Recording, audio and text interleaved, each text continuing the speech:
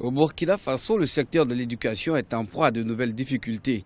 Les récentes grèves qu'a connues le secteur ces dernières semaines préoccupent les acteurs du système quant à l'enlisement de la situation, marquée par l'annonce de la suspension des évaluations au poste primaire, tout comme au secondaire, des compositions et évaluations au primaire et au préscolaire. Pour les syndicats de l'enseignement, l'école devrait mériter beaucoup plus d'attention de la part des autorités. Les années antérieures, il y a eu des mouvements.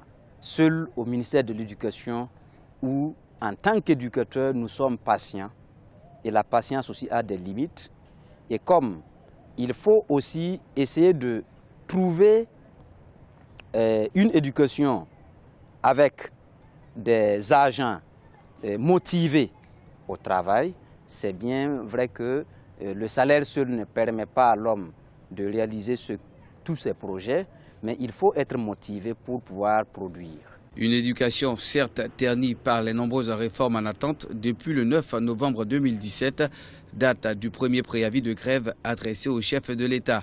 Mais du côté du gouvernement, l'on affirme être attentif aux revendications, aussi bien celles des scolaires que du corps enseignant. Pour rappel, 23 points de revendication sont contenus dans la plateforme de la Coordination nationale des syndicats de l'éducation. Il s'agit entre autres de la valorisation du statut de l'enseignant, de l'amélioration de l'accès à l'éducation et des conditions de travail pour une efficacité du système éducatif. Tout ce qui a été exprimé par les partenaires sociaux, c'est quelque chose qui est important pour le gouvernement. Et c'est d'ailleurs parce que nous accordons l'importance qui sied à cette expression que nous avons également mis de l'énergie et des moyens pour l'examiner avec l'attention qui sied et pouvoir donc leur revenir. La balle est désormais dans le camp des enseignants.